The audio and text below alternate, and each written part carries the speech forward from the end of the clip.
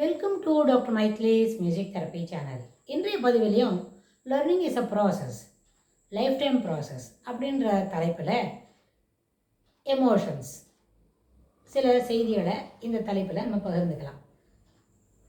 சென்ற பதிவில் பார்த்தோம் ஆங்கர் அண்ட் ஜெலஸ் அது ஒரு பாய்சன் அப்படின்னு நம்ம நினச்சிட்டோம், அதை பற்றி பேசினோம். ஆனால் அந்த பாய்சனை நாம் என்ன பண்ணுறோம், துளி துளியாக நம்ம குடிச்சிட்டு அதனோட பாதிப்பு வேறு யாருக்கான வரணும்னு நினைக்கிறோம்.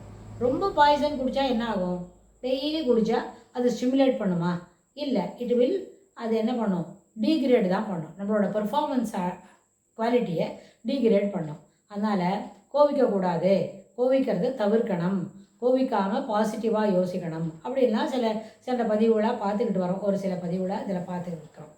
ஆனால் சரி, ஜாய்ஃபுல்லாக இருக்கணும், என்ஜாய்மெண்ட் இருக்கணும் அப்படின்னா என்ஜாய்மெண்ட்டுன்றது என்ன?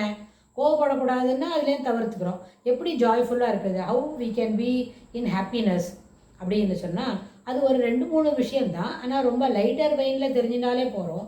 ஆனால் அது புரியறதுக்கு கொஞ்சம் நேரம் ஆகும், கொஞ்சம் நேரம் பிடிக்கும். அதுக்கு சில குட்டி குட்டி பழக்கங்கள்லாம் நம்மக்கிட்ட வளர்த்துக்கணும். அப்போ தான் நம்மளால் ஜாய்ஃபுல்லாக இருக்க முடியும். முதல் விஷயம், என்ன நடக்கிறது, ஜாய்ஃபுல்னஸாக இருக்கணும்னா it is neither an achievement நார் அன் அட்டைன்மெண்ட். இதை கூட சென்ற பதிவில் பார்த்தோம். அட்டைன்மெண்ட்னா என்ன, சென்று அடையிறது. இப்போ இங்கேருந்து ஒரு 2 கிலோமீட்டர் நடந்தாக்க after supper walk a mile அப்படின்னு ஒரு ஃப்ரேஸ் உண்டு இல்லையா?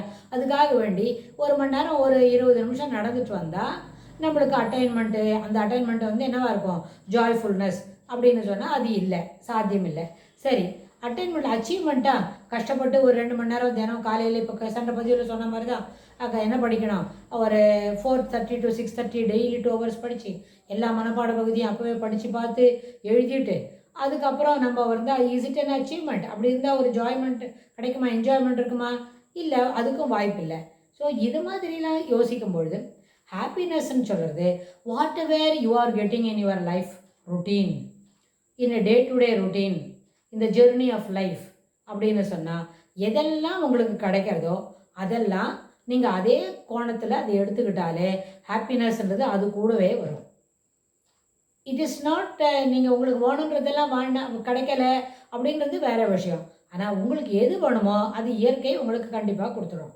What ever you are entitled for that will be sanctioned, that will be given in your cabin. உங்களுக்கு தேவையானது வந்து சேரும். ஆனால் வந்த பிறகு அது பிடிக்கல அப்படின்னு சொன்னால் அது வேறு விஷயம், அது இஷ்யூவே வேறு. ஆனால் என்டைட்டில்மெண்ட்டுன்றது உங்களுக்கு உண்டான ரிஜிஸ்டர் போஸ்ட்டு உங்களுக்கு வந்துடும் தான், உங்களுக்கு உண்டான courier box it will be handed over to you.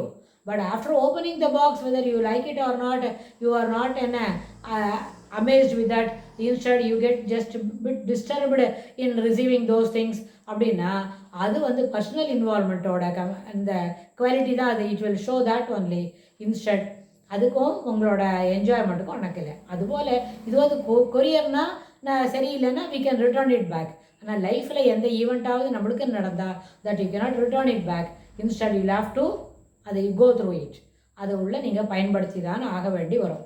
ரொம்ப துக்ககரமான நிகழ்வாக இருந்தாலும், மகிழ்வு தரக்கூடிய ஒரு நிகழ்வாக இருந்தாலும் அதை நம்ம என்ன பண்ணணும், அனுபவித்து தான் சொல்லணும். இட் இஸ் நாட் ஃபார் நீங்கன்னு சொன்னால் யாருக்கோ வெளியே ஆளுக்கு இல்லை, it is for everyone, inclusive of the நம்ம இந்த நிகழ்ச்சி பதிர்ந்துக்கிறோமே எல்லாருக்கும் சேர்த்து தான் அது. எந்த நிகழ்வு வந்தாலும் அதை வந்த கோணத்திலேயே அதை ஏற்றுக்கணும்.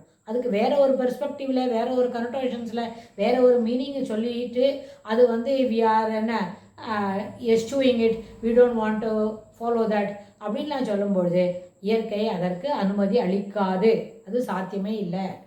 Nature never work like this.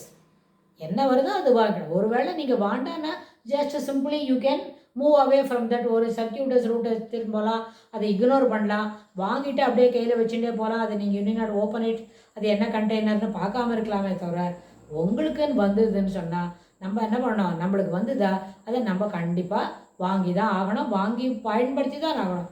பயன்படுத்தலை, you are not interested in that கமாடிட்டின்னா சிம்பிளி யூ கேன் புட்டிட்டு அந்த வாசலில் அவுட்டரில் இருக்கிற டேபிள் ரெஸ்ட்லேயே அதை வச்சுடலாம். அது மாதிரி தான் இருக்கணும். ஏன்னா இதுக்கு என்ன பொருள், இத்தனை ஒரே சென்டென்ஸை வேறு வேறு பெர்ஸ்பெக்டிவில் சொல்கிறதுக்கு என்ன மீனிங்னு சொன்னால் whatever comes in the routine, the journey of life அப்படின்னா ஹவ் டு பி அக்செப்டட். அது வந்து ஒரு லேடியாக இருந்தாலும் ஒரு மேலாக இருந்தாலும் ஜென்டில்மேனாக இருந்தாலும் அது வந்து பொருந்தும். என்ன 20 வயசில் என்ன கிடைக்கிறது அதை வாங்கிக்கோங்க, அதை பயன்படுத்துங்க, முடிகிற வரைக்கும் வச்சுக்கோங்க. 28வது வயசில் என்ன கிடைக்கிறது, you are getting into the லைஃபா, சரி லைஃப் இன்னும் கொஞ்சம் அடல்ட்ஹுட்டில் மிடில் வரப்போகிறோம், அதை நல்லபடியாக நம்ம அனுபவிச்சுக்கலாம் அப்படின்னு. மிடில் ஏஜ் வருதா, கொஞ்சம் கொஞ்சமாக வயசாகுதா, 50 வயசு தாண்டுறோமா, அதுக்கப்புறம் என்ன வருது அதையும் நீங்கள் ரிசீவ் பண்ணிக்கணும், அனுபவிச்சுக்கணும். So all these things will happen அப்படின்னு சொன்னால் நேச்சுரலி ஓவர் த பீரியட் ஒரு விஷயத்தில் இருக்கும் பொழுதும் நம்மளுக்கு என்ன கிடைக்கும், கொஞ்சம் இனிப்பு, கொஞ்சம் கசப்பு, கொஞ்சம் துவர்ப்பு அப்படி இருக்கும். நம்மளோட நிகழ்வில் லைஃப்ன்ற ஜெர்னியில் நம்ம ஃபீல் பண்ணுற எல்லா நிகழ்வுகளும் எல்லா ரொட்டீனும் இன்ஃபேக்ட் எல்லாமே ஒரு எபிசோடு அப்படின்னு வச்சுக்கிட்டா இந்த எபிசோடில் எல்லாத்துலேயுமே கொஞ்சம் இனிப்பு, கொஞ்சம் துவர்ப்பு, கொஞ்சம் கசப்பு இருக்கும். உங்களுக்கு கசப்பு பழகி போச்சுன்னா அதுலேயும் 2 ஸ்பூன் எடுத்து பயன்படுத்திக்கலாம். இனிப்பு மட்டும்தான் வேணும்னா இனிப்பு எடுத்துக்கலாம். பாக்கி 2ஐயும் நீங்கள் அதை என்ன பண்ணலாம், பயன்படுத்தாத விடலாமே தவிர. But it is in your table, you are suppose to carry out for the rest of the life. பாக்கி வரைக்கும் எடுத்துன்னு போகலாம், அதை பயன்படுத்தாமே இருக்கலாம். என்ன ஒரு மதிப்புக்குரிய சாமானாக இருந்தாலும், மதிப்பு கூட்டப்பட்ட சாமானாக இருந்தாலும் என்ன பண்ணணும், அதை வச்சுட்டு தான் இருக்கணும். You will have to carry it, you should be with that அப்படின்னு ஆகும். இயற்கை நமக்கு அதுக்கு தான் என்ன பண்ணியிருக்கு, அனுபூதி அளிக்கிறதே தவிர அதை என்ன பண்ண முடியாது, அதை பயன்படுத்த முடியாது. அதை நான் I am not interested, I do not want it, I want something other than this, எனக்கு இன்னும் கொஞ்சம் 2 ஸ்வீட்டே வேணும், நான் ரே பாபா நம்ம அதை கேட்கறதுக்கு முடியாது, அதுக்கு நம்மளுக்கு ரைட்ஸும் இல்லை. ஏன்னா life is not rehearsal, it is what we make of it. It's a live event. ஒரு ஈவெண்ட்டில் என்னெல்லாம் நடக்கிறதோ எல்லாத்தையும் ஒரே சென்ஸில் தான் எடுத்துக்கணும்.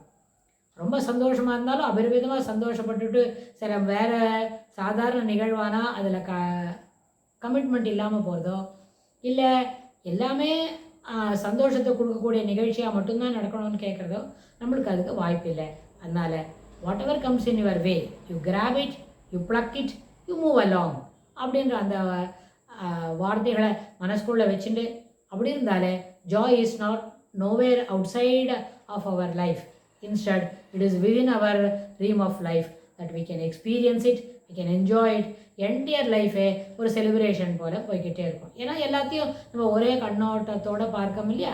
அதனால் லைஃப் இஸ் நாட் ஹாரிபுளாக இருக்காது, rather it is a pleasant experience to continue in the same journey அப்படின்றது நம்மளுக்கு புரிய வரும். இதுக்கு தொடர்புடைய செய்திகளை நம்ம வரப்போகிற பகுதிகளிலும் பார்க்கலாம். தேங்க்ஸ் ஃபார் வாட்சிங்.